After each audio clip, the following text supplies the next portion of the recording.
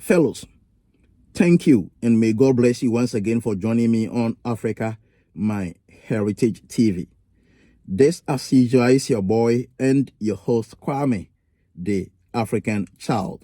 Please, if this is your first time on this great platform, don't forget to subscribe to become partner to Africa, My Heritage TV. And please, after subscribing, click on the notification bell icon also to enable you to receive alert on all new videos that we are going to upload. Please like the video also, and please use the share button to share it to enable it to go across all social media platforms. Thank you, and may God bless you that you are going to do that. So today, we are still on the heartbreak series. We are still on the heartbreak or broken hearted moment series.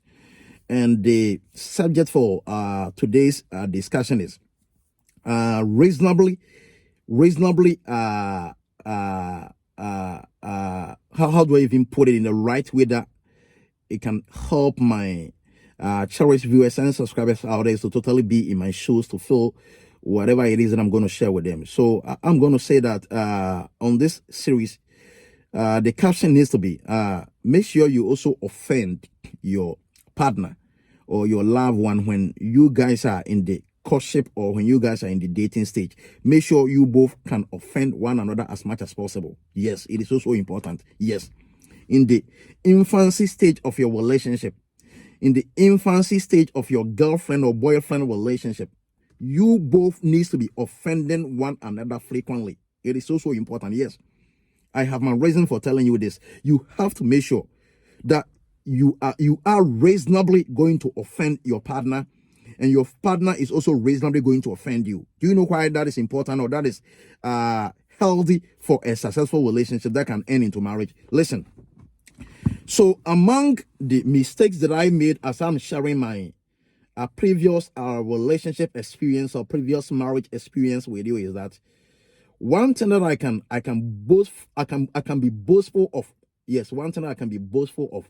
That by then I was feeling so prideful with it was to always be engaging my friends that I've been very faithful to my girlfriend. I've known her for almost about 8 years now. Technically speaking, I have never offended her in any way. And I also try as much as possible that because she is a lady and she is mostly susceptible to weaknesses, I make sure I also have the big heart to accommodate anything that she can do to me that may be seen as an offense. I make sure I can accommodate all those things and to also translate it into loving her more. So I was always using this thing to be making mockery with respect to me and my friends. I was using it to make mockery of them, to also tell them that I'm a good person when it comes to relationships, then I know how or the right ways to relate with a lady. And I was always like laughing at them because they were always having problems in their relationship. They were always like struggling with their relationship, and anytime that they go into a problem, they fall into a ditch, they find themselves in a mess, they will contact me. Kwame, you have experience with your girlfriend who became your wife, so we would want you to share some experience with us. So how have you been able to do this? How have you been able to maintain your relationship, hold it to this extent that you've been able to survive with this girl for almost about 8 years, despite all the struggles and challenges? You guys still love one another and you are still growing stronger and stronger. And I will be giving them experience and I will be advising them. So I was always like having that position that I'm always very careful. I'm always very cautious not to offend the lady that I love, not to offend my girlfriend, not to offend the girl that I was dating, not to offend the girl that I was courting, because I thought doing that or doing so shows the extent of my love. Doing that interplays the right ways that I am loving her, so that she can also understand me. That was what I thought. Neither did I also come to know that it is not good and it is not healthy, especially when the relationship lands itself into marriage. Do you know why? Because you see, human beings are emotional. We are all emotional beings. I am very emotional. You, the one watching me, you are also very emotional. And because I have never offended you to know how your emotions are going to react towards my offense, or because you have never offended me before to have even known how my emotions are going to react towards your offense towards me, it is going to be very dangerous that after marriage you are going to offend me, and my emotions are going to react towards your offense negatively in the way that it can bring you down. It is very dangerous.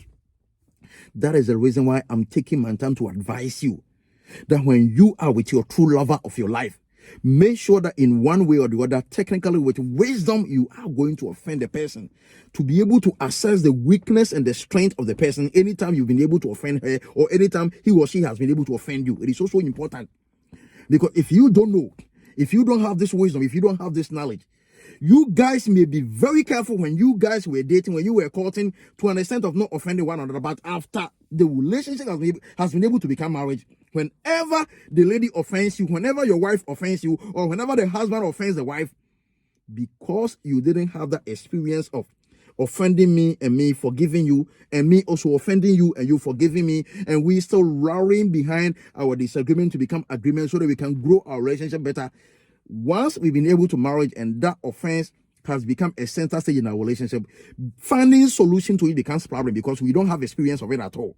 Because when we were dating, when we were courting, you were too cautious, you were too careful not to offend me. I was also so careful. I was also very careful. I was also too cautious not to offend you.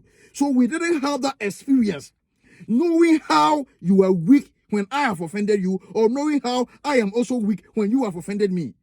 We were not able to understand how we can build or focus on the strength of the person once he has been offended, or once he has been offended, to be able to capitalize on it to build a better relationship, or a sustainable relationship. Because we didn't have this experience, now it has become a problem for us after getting married.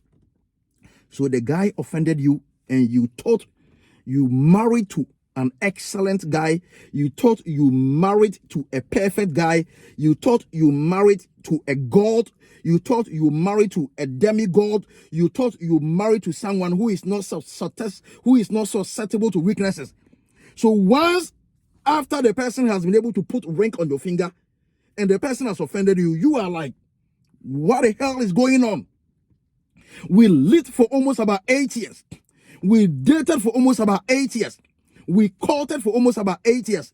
None of the instances did you offended me. None of the instances did you hurt me. None of the instances did I also hurted you, or did I also make you feel upset? So why now? Why now, after getting married? Why now, after a successful marriage? Why now, after all these years of successful relationship? Why are you hurting me right now? Why are you offending me right now? Why are you making me unhappy right now? Why are you making me shed tears right now? Why are you making me become a victim of a successful relationship? And that becomes a problem and a challenge, that if both of you are not mentally mature, if both of you doesn't understand the ethics and basis of marriage, if both of you doesn't find a common ground to really understand the institution of marriage, because marriage is an institution. It has no end. It has a beginning, but it has no end. It has a beginning, but it has no end. But if you guys don't take care when incident like this happens in your relationship, because you don't have a prior experience, technically speaking, whatever love is between you and the guy, or you and the lady, can be terminated, because you wouldn't know how to resolve such a situation.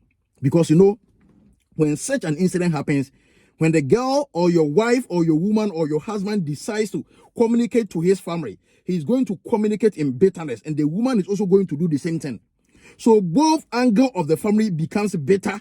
They all become furious. So reaching the common understanding, reaching the basis of love, to know that it was love that we reunited these guys together. It was love that the families came together to bless these guys' union. So we have to use the same love to solve or to tackle their differences, because in your despair and challenges moment, you both communicated to your families in bitterness. The same bitterness is also going to take over the life of your family, your father and mother, to understand that they wouldn't even want to wait for a compromise to sustain your marriage, but they are all going to wish that it comes to an end, because you both are immature in the marriage itself as an institution.